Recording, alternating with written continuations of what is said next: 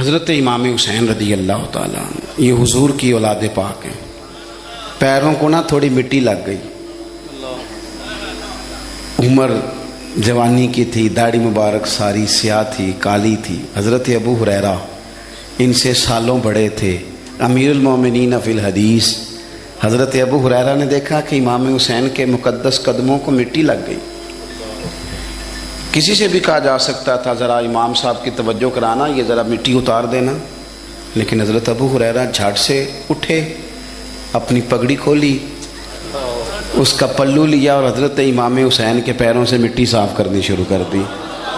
کیوں کہ اہل فضل ہی کسی کی فضیلت کو جان سکتا، عزت والا ہی کسی کو عزت دیتا ہے.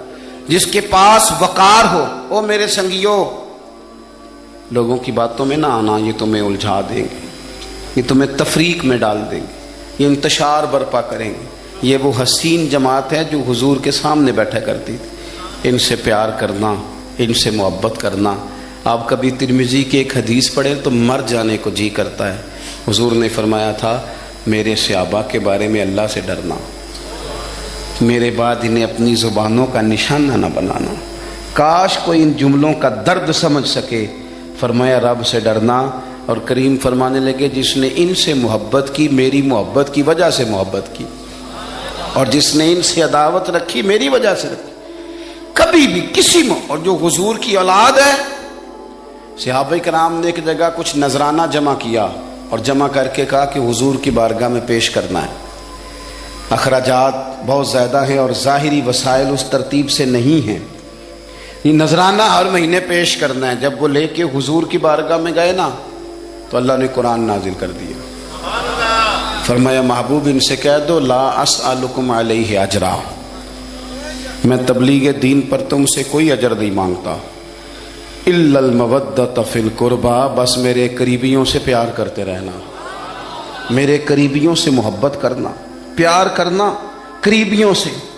یہ علی المرتضیٰ ہیں، یہ فاطمہ ہیں، یہ ان کا خاندان ہے، یہ ختیجہ ہیں، یہ عائشہ ہیں، یہ میمونہ ہیں، یہ حفصہ ہیں. ان سے پیار کرنا، میرے قریبیوں سے محبت کرنا. ہمارے دلوں میں حضور کی اولاد کا پیار ہونا چاہیے، طبیعتوں میں احترام ہونا چاہیے. ہمارا مزاج، ہمارا دل ان کے لیے دھڑکنا چاہیے.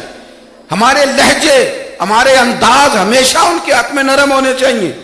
میں کہہ چکا ہوں سید کا صرف عقیدہ ٹھیک ہونا شرط ہے، باقی آپ تحقیق اور تفتیش میں نہ پڑیں، وہ جانے رب جانے. آپ کوشش فرمائیں ہماری اولادیں، ہم خود اور اہل فضل کا ادب کبھی نہ چھوڑیں. دوسری بات آپ سے یہ عرض کرنی ہے، اس کو اچھی طرح سمجھ لیں کہ قومیں اپنے اسلاف سے بڑی ہوتی ہیں. ہمیشہ بڑا ہم ہوتا ہی وہ ہے جس کا کوئی بڑا ہوتا ہے، جس کا کوئی بڑا نہیں ہوتا وہ کبھی بھی بڑا. یہ کچھ عرصے سے ٹرینڈ چلا ہے، اگرچہ یہ درست نہیں ہے. آپ کسی سنار کی دکان پہ جائیں تو اس نے اپنے پیچھے نا اپنے والد صاحب کی اور دادا کی فوٹو لگائی ہوتی ہے. حکیم کی دکان پہ چلے جائیں، کپڑے والی دکان پہ چلے جائیں تو اس نے پیچھے اپنے دادا کی، والد کی فوٹو لگائی ہوتی ہے. اگرچہ یہ درست نہیں، تصویریں نہیں لگانی چاہیے. تصویریں ان کے کیا، پیروں کی بھی نہیں لگانی چاہیے. جہاں تصویر ہوتی ہے وہاں نماز کیسے پڑھی جائے گی؟ فرشتہ رحمت کا نہیں آئے گا. یہ تو اب ایک ضرورت بن گئی. تو اب ضرورت کیا، اب تو خیر نفسیاتی مسئلہ بن گیا ہمارا. یہ نفسیاتی مسئلہ ہے. یعنی سلام بعد میں فوٹو پہلے، یعنی سیانے سیانے لوگ.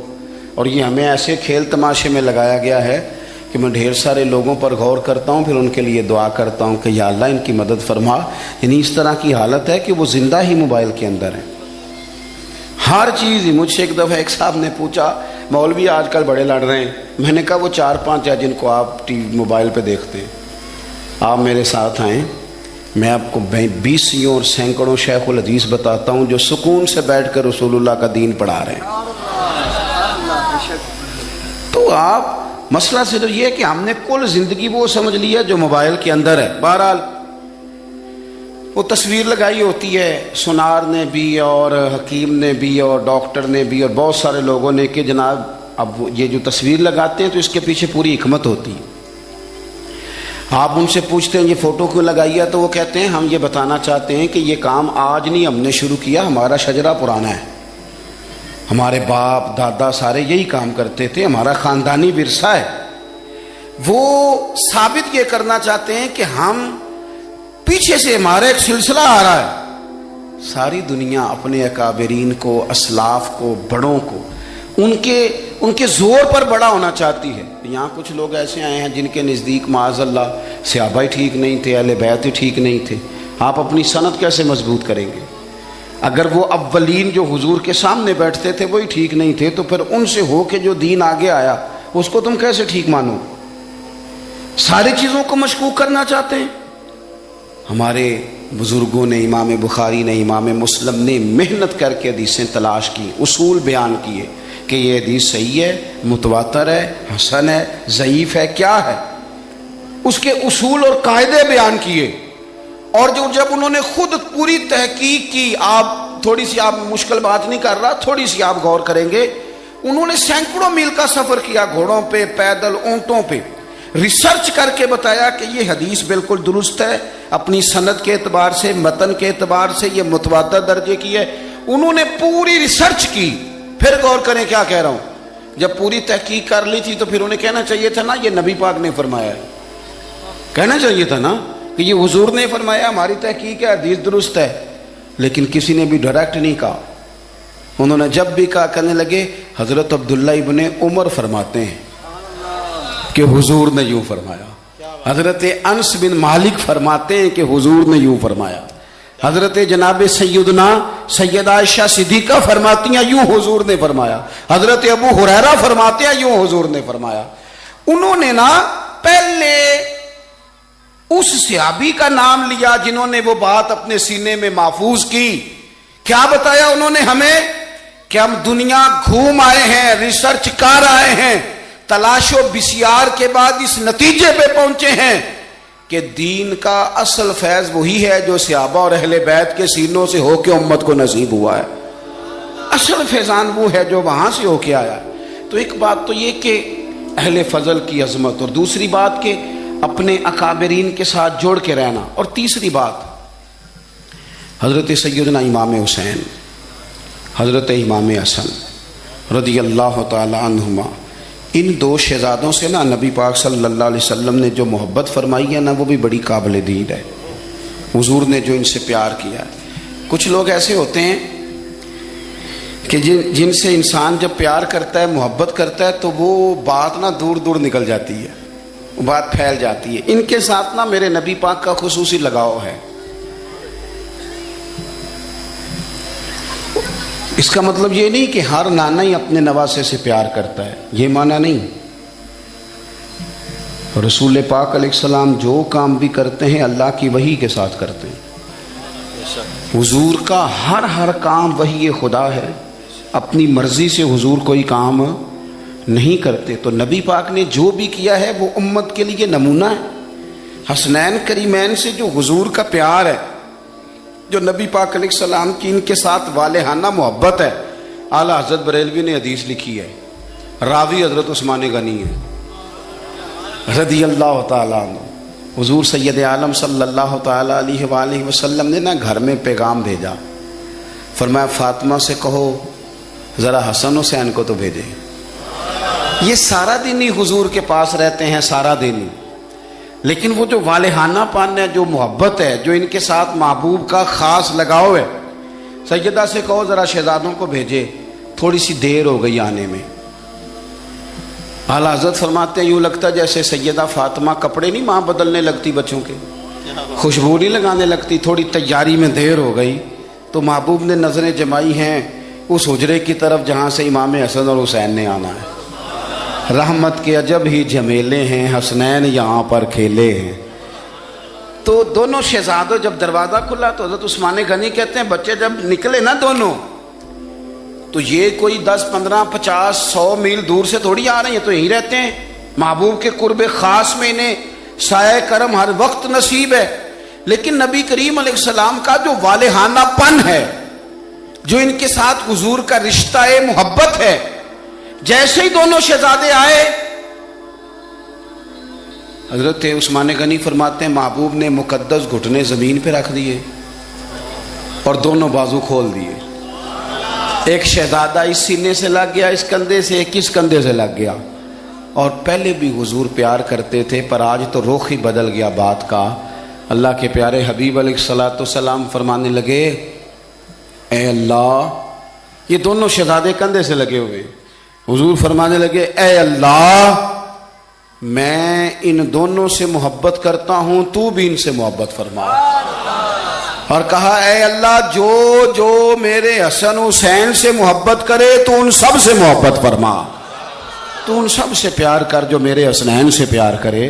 اللہ کے پیارے محبوب علیہ السلام کی محبت جب حضور کو، بھئی جس چیز کی طرف محبوب نے ایک دفعہ دیکھا ہے نا، وہ غار ثور میں حضور ایک دفعہ گئے ہیں، 3 دن قیام کیا، ایک دفعہ گئے، تو ہمارا تو کئی بار جانے کو دل کرتا ہے۔ جہاں حضور تھوڑی دیر قیام فرمائیں اس جگہ سے پیار ہو جاتا ہے، اور جن شہزادوں سے حضور اس والہانہ انداز میں پیار کریں، ان کی محبت، ان کا پیار ہمارے دلوں میں ہونا چاہیے، اور کچھ نہ ہمارے جذبات ہونے چاہیے، کچھ ہمارے جذبات میں والہانہ پن ہونا چاہیے ان شہزادوں کے لیے۔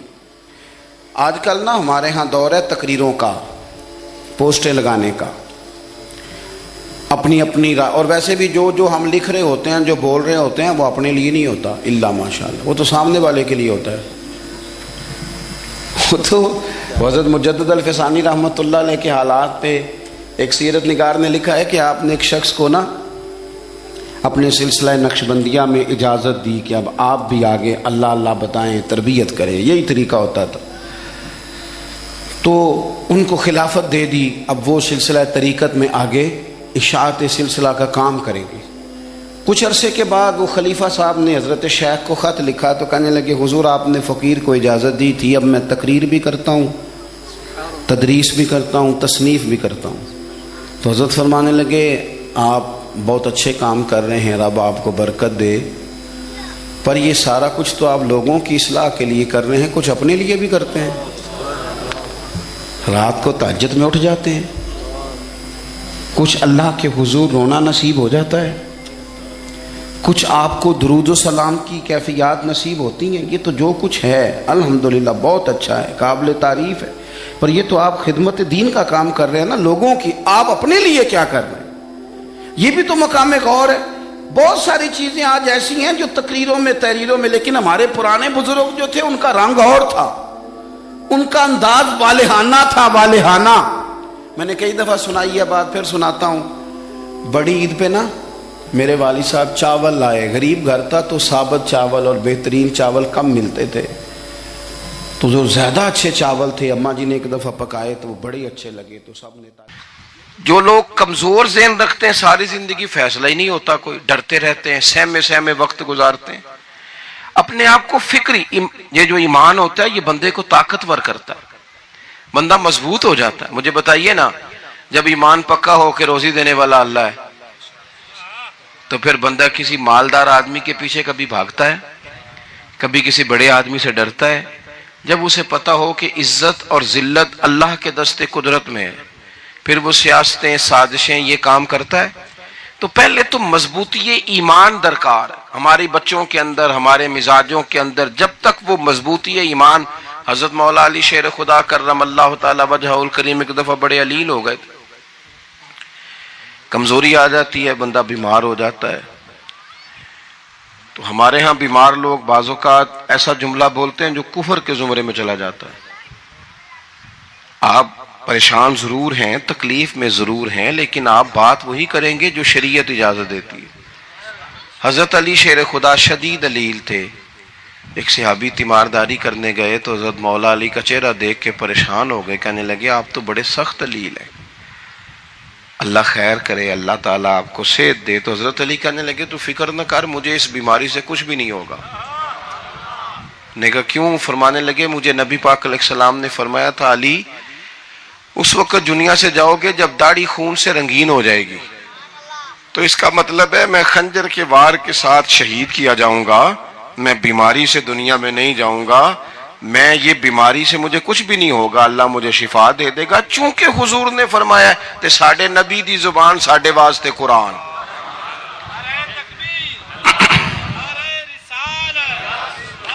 تو سب سے پہلے تو اپنے ایمان کے اندر، توکل کے اندر مضبوطی پیدا کریں۔ مسلمان دیکھو نا، نماز پڑھنے سے روزی میں برکت ہوتی ہے کہ نہیں؟ ویسے جو چوپ ہے ان کی بھی ہوتی ہے کہ نہیں؟ نماز پڑھنے سے روزی میں برکت ہے، تو پھر اس کا مطلب یہ ہے کہ جب ٹائم آئے نا نماز کا، تو گاہک جتنے مرضی کھڑے ہوں پھر دکان بند کرنی چاہیے، پھر نماز پڑھنی چاہیے، کیونکہ روزی تو اللہ نے دینی ہے، گاہکوں نے تو دینی۔ تو سب سے پہلے ضروری ہے مضبوطی ایمان۔ میری طرف دیکھیں جی، آپ ویڈیو ضرور بنائیں پر میری طرف بھی تو دیکھیں نا جی، اللہ آپ کو خوش رکھے۔ موبائل اللہ تو مہنگے دے وے، پر ساری دیڑی یہ کام تری نہ کروں۔ آپ بنائیں ضرور، میں ویڈیو بنانے سے منع نہیں کرتا، سارے بنائیں بے شک، پر دیکھیں میری طرف، میری بات پر غور کریں۔ دوستو، مضبوطی ایمان، توکل، اللہ کی ذات پر بھروسہ۔ آپ کبھی میدان کربلا کا پورا نقشہ اپنے سامنے رکھیں نا، پورا نقشہ۔ دو چیزیں ہیں، امام حسین کو نظر آ رہا ہے اب شہادت ہو جائے گی، اتنی بڑی فوج آئی ہے، خدا کی حکمت کے تقاضے سمجھ میں آ رہے ہیں، حالات کیا ہوں گے سمجھ آ رہی، پر ایک لمحے کے لیے بھی ان کا توکل کمزور نہیں ہوا۔ اپنے رب پر جو مضبوط بھروسہ ہے، مضبوط۔ سیدہ طیبہ طاہرہ حضرت فاطمہ الزہرا رضی اللہ تعالی عنہا نا اونٹ کے بالوں کی بنی ہوئی چادر اوڑھ کر چکی پیس رہی تھی۔ یہاں بیویاں بڑا روتی ہیں، غریبی بڑی ہے، بڑی غریبی ہے۔ حالانکہ اب کون بندہ پیبند والے کپڑے پہنتا ہے جی، دور ہی گزر گیا۔ اب تو بڑی مشکل سے وہ لوگ ملتے ہیں جو جوتا ٹوٹ جائے تو گانٹھ کے پہنے، ورنہ تو نئے جوتے آ جاتے ہیں۔ حضرت سیدہ پاک اونٹ کے بالوں کی بنی ہوئی چادر اوڑھ کے چکی پیس رہی تھی، تو نبی پاک صلی اللہ علیہ وسلم نے دیکھا، آنکھوں میں آنسو ضرور آئے، پر محبوب نے فرمایا فاطمہ دنیا میں تھوڑی سی تکلیف برداشت کرو، قیامت کی ساری عزت اللہ آپ کو ہی عطا فرمائے گا۔ تو توکل کی مضبوطی، اللہ کی ذات پر بھروسہ، اپنے رب کریم کے ساتھ امیدوں کا وابستہ کرنا، اس سے مضبوطی آئے۔ دوسرا فرمایا وَعَمِلُوا الصَّالِحَاتِ، بہترین عمل کیا جائے زندگی میں، نیک اعمال کیے جائے، وقت ضائع نہ کیا جائے، ہر وقت کوئی نہ کوئی کام بندہ کرتا رہے۔ یہاں بہت سارے لوگ ہیں جن کو لوگ نیک کہنا شروع کر دیتے ہیں نا، وہ سمجھ لیتے ہیں شاید ہم سچی مچی نیک ہیں۔ لوگ جو کہتے ہیں حضرت صاحب قبلہ، پیر صاحب قبلہ، میں یہ طالب علموں کو، دوستوں کو، بلکہ اپنے آپ کو بھی کئی دفعہ کہتا رہتا ہوں، اپنے آپ کو سمجھاتا ہوں کہ یہ لوگ تجھے کہہ رہے ہیں حضرت صاحب، یہ تو رات کو تو اپنے آپ سے پوچھنا، اپنے رب سے پوچھ۔ کبھی موقع ملے تو اپنی گریبان میں جھانک، غور کر کے تیری کیفیت کیا ہے، تنہائی میں تیرا دل اللہ سے جڑتا ہے کہ نہیں، عبادت میں دل لگتا ہے کہ نہیں، خدا کا خوف دل میں رہتا ہے کہ نہیں، غریب کی محبت، عزیزوں قربت والوں کا احساس طبیعت میں موجود رہتا ہے کہ نہیں۔ ویسے تو میرا مطلب ہے، لوگ کہہ دیتے ہیں حاجی صاحب آپ بڑے سخی ہیں، تو اس سے تو نہیں نا بندے نے سخی ہونا، سخی تو تب ہونا ہے جب اللہ کی بارگاہ میں مقبول ہوگا۔ اعمال صالحہ، نیک کام، اور وہ کرتا رہے بندہ، کوئی بھی کام اسے نیکی کا مل جائے نا۔ دیکھو نبی پاک صلی اللہ تعالی علیہ وسلم نے فرمایا نیکی کو کبھی حقیر نہیں سمجھنا، کبھی حقارت سے نہیں نیکی کرنی کہ یہ بڑی چھوٹی ہے تو میں اس کو کروں۔ اب فرمایا کبھی حقیر نہ سمجھنا، نیکی کا کام جو بھی ملے کر دینا۔ فرمایا اگر بھائی سے مسکرا کے ملو گے بھی نا تو اس پر بھی اللہ تمہیں صدقے کا ثواب عطا کرے گا۔ ہم تو اس دین سے کے ماننے والے ہیں جو کہتا ہے تو گلی سے روڑا اٹھا دے، کانٹا اٹھا دے، کسی کی تکلیف دور کر دے، کسی اس پر گنجائش کر دے، کسی کے لیے آسانی کر دے، جو بھی خیر کا کام میسر آئے پورے دن میں اسے چھوڑے نہیں۔ صبح گھر سے نکلیں، وہ ایک صحابی تھے، غالباً تابعی تھے، تو بازار جاتے اپنے غلام کے ساتھ تو سارا بازار گھوم کے واپس آ گئے. خادم نے کہا جناب کو نہ کوئی خریدا نہ کچھ بیچا. تو آپ سارا بازار گھوم کے آ گئے. فرمانے لگے تیرا کیا خیال ہے؟ میں نے کچھ بھی نہیں کیا. کہا جناب پھر کیا کیا ہے؟ فرمانے لگے تم نے دیکھا ہے جو بندہ بھی گزرا ہے میں نے اس کو کہا السلام علیکم. تو کتنی کو نیکیاں میں جمع کر کے آ گیا ہوں. کوئی خیر جو میسر آئے. ہم سمجھتے ہیں کہ شاید کوئی کروڑ کو روپیہ ہوگا تو پوری مسجد بناؤں گا تو پھر میں نے نیکی کر دی ہے. شاید جناب میں، حالانکہ یہ چھوٹے چھوٹے کام ہیں نا، چھوٹے چھوٹے کام، ان سے تو ان کی تو زیادہ ضرورت ہوتی ہے، ان کی تو زیادہ حاجت ہوتی ہے. کوئی آپ رستے میں گزر رہے ہیں تو نیچے کوئی کھڈا بنا ہوا ہے تو اس پر ہم کیا کرتے ہیں؟ گاڑی میں بیٹھ کے تبصرہ کرتے ہیں اے روڈ کھورے کدوں بننا ہے. بھئی یہ کھڈا ہے نا تو آپ نیچے اترے نا، تو آپ دھابڑا لیں نا، کئی پکڑے نا، یہ تو 5 منٹ کا کام ہے. یہاں آسانی کر دیں نا، آپ اس میں گنجائش کر دیں. حضور سید عالم علیہ السلام نے فرمایا، امام راضی نے حدیث لکھی ہے، قیامت کے دن ایک بندے کو اللہ معاف کرے گا تو مالک وہ بندہ عرض کرے گا یا اللہ میں تو بڑا گنہگار ہوں، کس وجہ سے معافی ہوئی؟ فرمایا رات کے وقت تو گزر رہا تھا، تیرے پیر سے روڑا ٹکرایا تھا، تو نے اٹھایا ادھر ادھر دیکھ کے کہ کوئی اللہ کے کسی بندے کو تکلیف نہ ہو جائے. کہ مالک کو ہو وہ تو میں نے زمانہ بیت گیا، کوئی اتنی بڑی بات بھی نہیں سمجھی. تو رب کریم نے فرمایا تو رات کے اندھیروں میں بھی میرے بندوں کا خیال رکھتا تھا تو میں تیرا خیال نہ کروں؟ کوئی عمل ہمارے ہاں لوگ کوئی کام نہیں کرتے، بالکل نہیں، کوئی کام نہیں، نہ بڑے نہ چھوٹے نہ سمجھدار نہ ان پڑھ، کچھ بھی نہیں. نشستن گفتن برخاستن، بیٹھو راج کے گپے مارو، تبصرے کرو فلانا کچھ نہیں کر رہا فلانا کچھ نہیں کر رہا، اس کے بعد اٹھ کے چلے جاؤ. کچھ کریں، وَعَمِلُوا الصَّالِحَاتِ، نیکیاں جمع کریں زندگی میں، خزانہ بنائیں، خزانہ. اپنی ڈیوٹیاں اپنی ذمہ داریاں پوری کریں، ہر وقت کام، ہر وقت ذمہ داری، ہر وقت ڈیوٹی.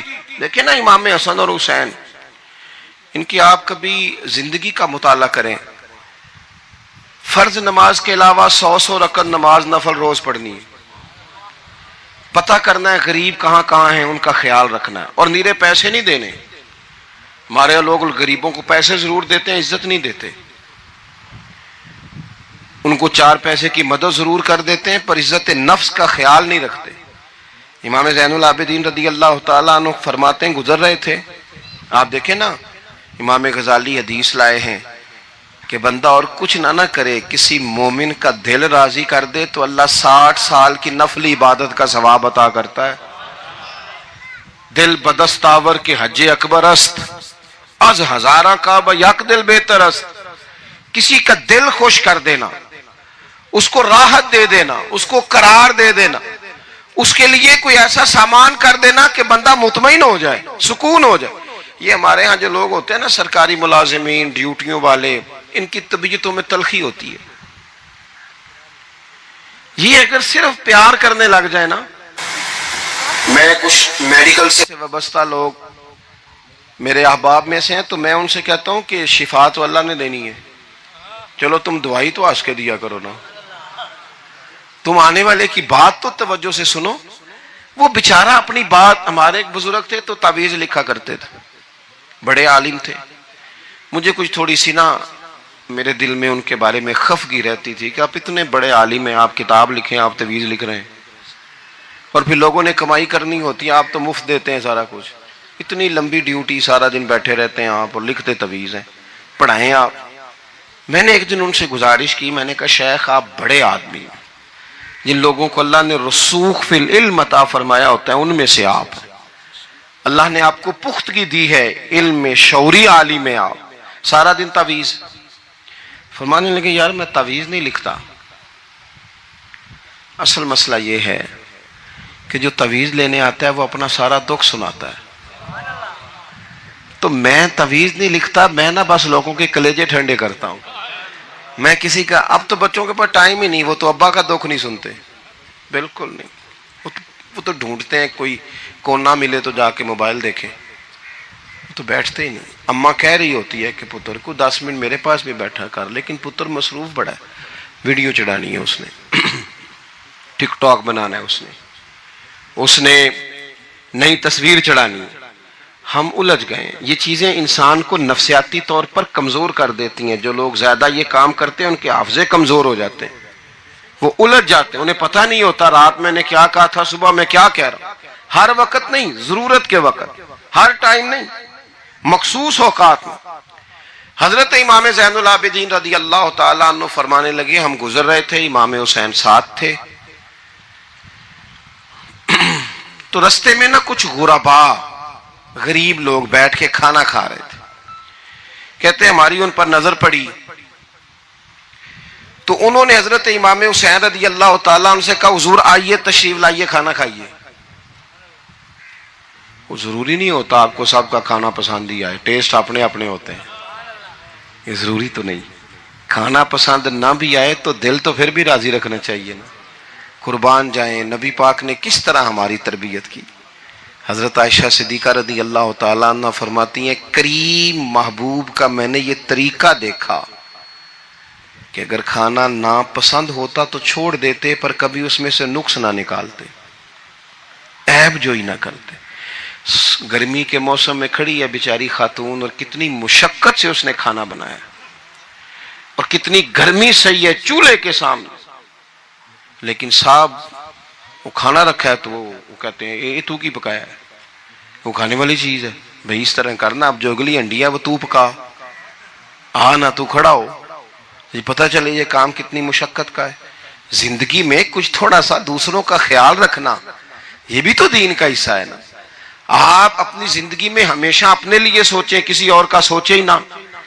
تو میرے عزیز یاد رکھیں گے آپ، امام زین العابدین کہتے ہیں نبی پاک صلی اللہ تعالی علیہ وآلہ وسلم نے نا حضرت امام علی مقام کی، امام حسن اور حسین کی اس طرح سے کچھ تربیت فرمائی تھی کہ غریب پروری ان کے اندر رچ بس گئی تھی، مزاج بن گیا تھا۔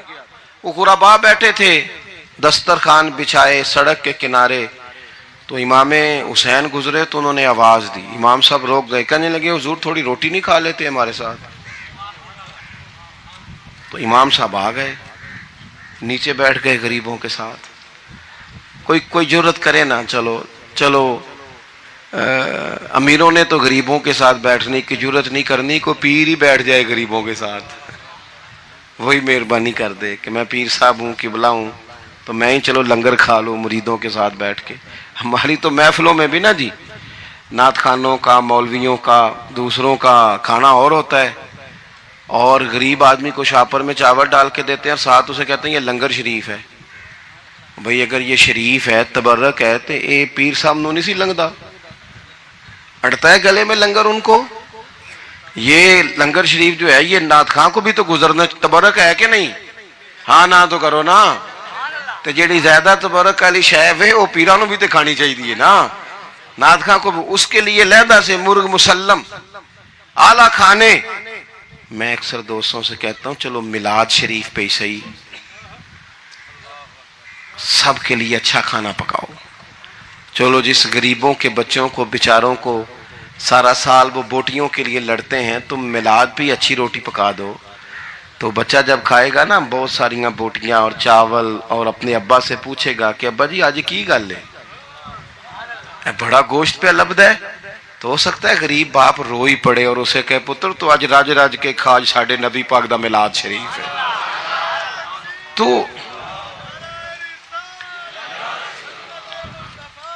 تو امام حسین رضی اللہ تعالیٰ عنہ نا آ کے غریبوں کے بیچ بیٹھ گئے زمین پہ، انہوں نے کہا کھائیے، تو وہ جس طرح وہ کھا رہے تھے نا سادے برتنوں میں امام حسین کھانا کھانے لگ گئے۔ میں نے کہا خیر کا کام کوئی بھی ملے اسے ضائع، چلو اور کچھ نہیں کر سکتے تھے، کسی کو سڑک ہی پار کرا دے نابینا کو، چلو اور کچھ نہیں کر سکتے، تو آپ کو پتہ ہے کہ سامنے والا بوجھ لے کے گزر رہا ہے، آپ تھوڑا سا ہٹ جائیں روڈ سے، اسے گزر لینے دیں، کوئی تو کام زندگی میں کوئی ارادہ تو خیر کا بندہ کرے۔ امام حسین بیٹھ گئے، ان کے ساتھ روٹی کھائی، تھوڑی دیر کے بعد اجازت لی، فرمایا جاؤں؟ کہنے لگے حضور اور کھائیے۔ فرمانے لگے میں تو ابھی روٹی کھا کے آیا تھا اور آج تک ایسا نہیں ہوا کہ دوبارہ کھانا کھاؤں، ایک لقمے کی بھوک نہیں تھی، جتنا بھی کھایا ہے نا یہ تمہارا دل خوش کرنے کے لیے کھایا ہے۔ غربا مساکین کی. وعاملوا الصالحات، ایماندار بندہ ایمانداروں جیسے کام کرتا ہی اچھا لگتا ہے. 25 حج کیا امام حسن اور حسین نے مدینے سے مکے پیدل جا کے. کتنے بولیے؟ میں کہتا ہوں چلو ہم باجماعت نماز ہی پڑھ لیا کریں. چلیں، حضور صلی اللہ علیہ وسلم نے فرمایا فجر کی نماز پڑھ کے بیٹھ جاؤ، اشراق چاش تک اللہ کا ذکر کرو، 2 نفل اشراق کے 2 چاشت کے پڑھ لو، اللہ 2 حج اور 2 عمرے کا ثواب عطا کر دے گا. مشکل کام تو نہیں ہے. مشکل تو ہاں ہی نہیں کیتی تھے، یہ مشکل ہے. ویسے یہ کہ آنکھ کھل جائے تو 25-30 منٹ 40 منٹ موبائل پہ گزر جائے وہ تو سوکھا ہے، یہ مشکل ہے. دوستو، نیک اعمال ان پر کوشش. اہل بیت نے ہمیں سبق یہ پڑھایا ہے، حضور کے اصحاب نے ہمیں سبق یہ پڑھایا. مصطفیٰ